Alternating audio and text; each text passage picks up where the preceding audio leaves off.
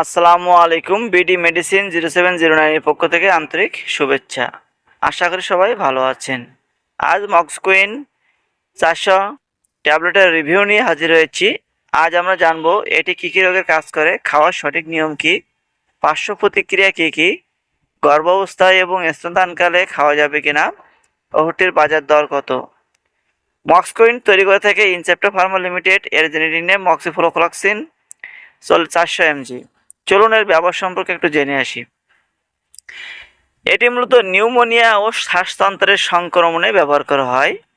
Sinusitis, কাশি এতে ব্যবহার করা হয়। ত্বক ও নরম গলার সংক্রমণে, অর্থাৎ গলার ইনফেকশন বা যেখানে নরম টিস্যু আছে সেখানে সংক্রমণে এটি ব্যবহার করা হয়।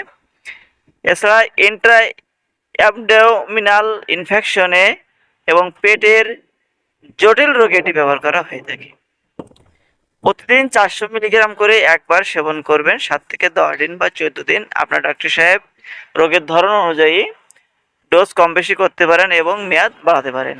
আপনার ডক্টর সাহেব যেভাবে সেবন করতে বলবেন আপনি ঠিক সেভাবে ওষুধটি সেবন করবেন।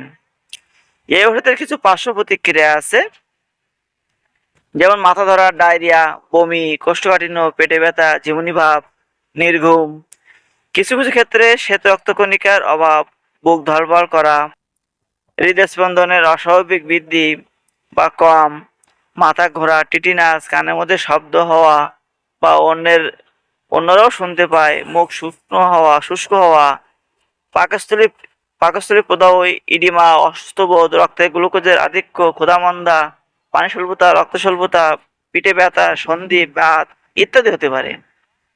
সাধারণত এমন পার্শ্ব প্রতিক্রিয়া খুবই কম রোগীর ক্ষেত্রে হয়ে থাকে। গর্ভাবস্থায় এবং স্তনদানকালে ব্যবহার। যেহেতু গর্ভবতী মহিলাদের উপর পর্যাপ্ত সুনিয়ন্ত্রিত গবেষণা চালানো হয়নি, ভ্রূণ মায়ের উপর ক্ষতির চেয়ে উপকার বেশি না হলে মক্সিফ্লোক্সিন ব্যবহার করা উচিত নয়।